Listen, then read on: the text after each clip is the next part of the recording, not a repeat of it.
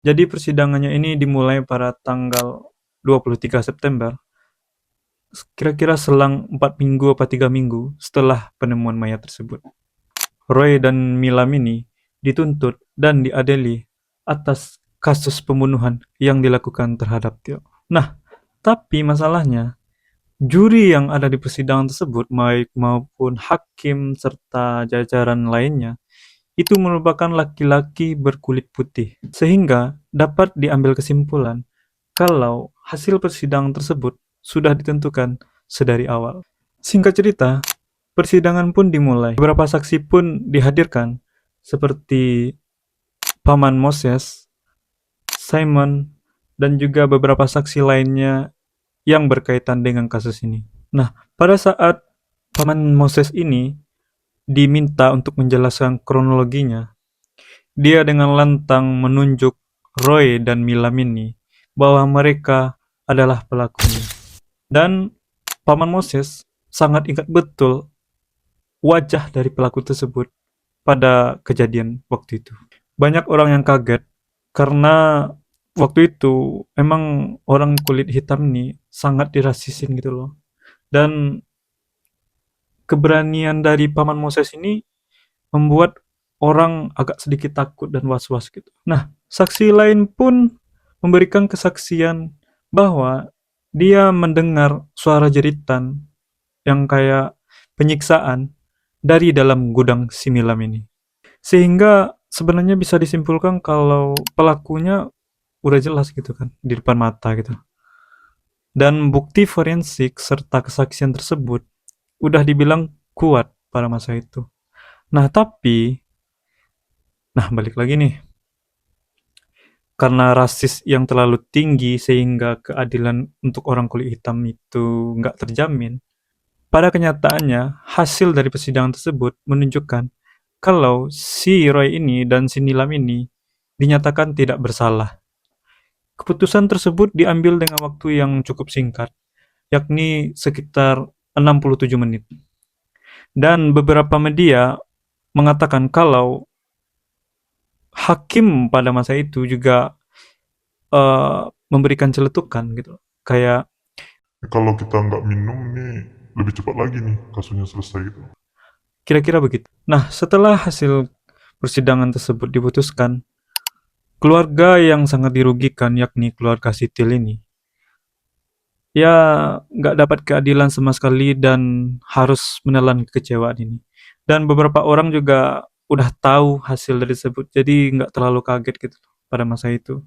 Selang beberapa bulan, tepatnya di Januari di tahun 1956, si pelaku, yakni si Roy sama si Milam ini, secara tidak terpuji dan secara tidak sopan, serta kayak nggak ada ngerasa bersalah gitu. Dia menjual cerita tentang pembunuhan yang dilakukan ke sebuah majalah. Mereka bercerita dengan gamblangnya dan lugasnya, seolah-olah mereka ini tidak bersalah gitu. Mereka juga mengakui kalau mereka yang melakukan penculikan, penyiksaan, serta pembunuhan terhadap Sitil ini. Mereka menyimpulkan kalau Sitil ini telah melakukan tindakan yang melewati batas. Dan si Roy waktu itu sangat emosi karena mengetahui istrinya digoda oleh seorang kulit hitam. Si Roy ini juga bercerita kalau dia yang menghabisi dan menembak kepala Sitil. Hingga sebelum dilempar ke sungai pun, dia jugalah yang melilitkan kawat duri tersebut ke leher Sitil. Nah, tapi pasti teman-teman nanya gitu kan, kenapa kok nggak dipenjara gitu kan, kok nggak ditangkap, padahal mereka dengan terang-terangan mengakui dan TKP-nya pun masih ada, mungkin masih belum bersih gitu kan, masih ada bekas-bekasnya, tetapi kenapa sih mereka dengan berani gitu menceritakan hal tersebut.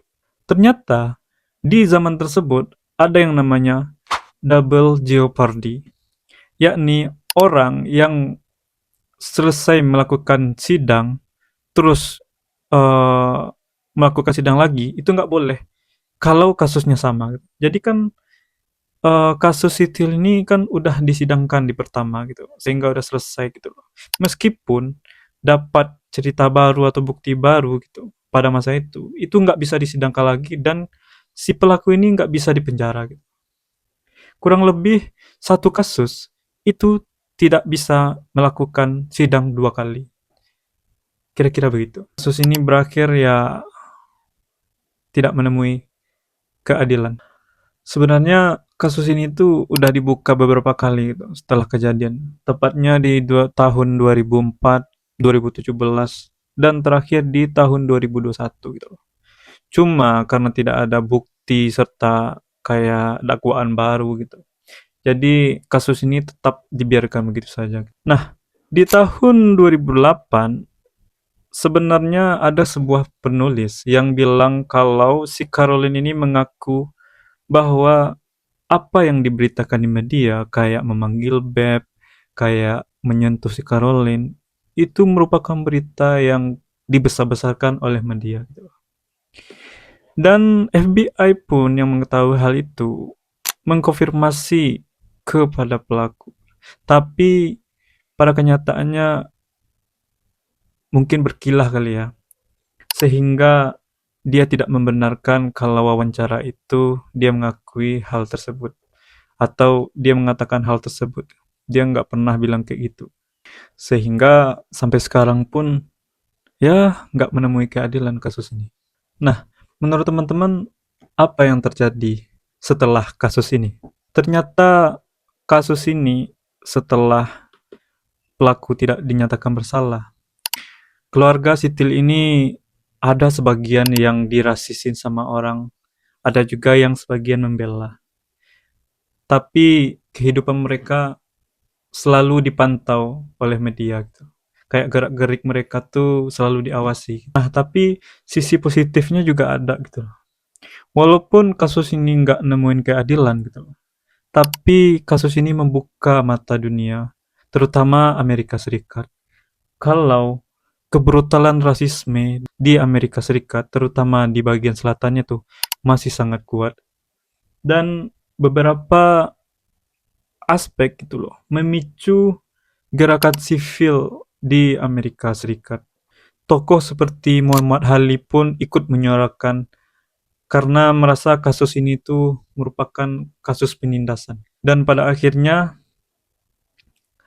walaupun Sitil ini tidak mendapatkan keadilan, tapi kejadian yang terjadi sama dia ini memberikan keadilan yang sangat luas untuk orang-orang setelahnya. Undang-undang baru pun dibuat atas nama Til untuk menghormati Til atas kejadian tersebut. Dan ya, begitu ceritanya. Mungkin jadi pembelajaran kali ya bagi pemerintahan di sana. Nah, satu hal yang bisa gue ambil dari kasus ini, menurut gue semua manusia itu sama di mata Tuhan dan memiliki hak yang sama di mata sebuah negara. Kulit bukan merupakan tolak ukur untuk nilai seseorang, serta tindakan rasisme tidak akan pernah diterima dimanapun dan sampai kapanpun tidak akan pernah dibenarkan. Kira-kira itu kesimpulan dari gua. Nah, gimana menurut teman-teman kasus kali ini? Kita kalau misalnya datang ke suatu daerah gitu loh, meskipun kita terkenal dengan ini dan belahan itunya, kita juga sebaiknya mencari tahu dulu aturan di daerah tersebut dan tidak sembarangan gitu loh. Kalau dari kasus ini seandainya dia tidak melakukan itu, berarti bisa disimpulkan kalau memang ini jalan Tuhan untuk membuka mata dunia gitu loh. Menurut teman-teman gimana kasus yang gue bawa kali ini? Jujur gue juga agak takut sebenarnya bawain kasus yang sensitif kayak gini kan. Tapi ya namanya cerita kan. Mungkin di satu sisi bisa dijadiin pembelajaran buat orang lain gitu loh. Kedepannya gue akan bawain video-video yang lebih fresh lagi, yang mungkin yang lebih beda lagi. Jadi jangan lupa subscribe channel gue supaya kedepannya gue bisa bawain cerita yang mudah-mudahan bisa menghibur teman-teman semua. Dan gue akhiri cerita gue untuk video ini. Dan thank you buat yang udah nonton. Dan see you next time.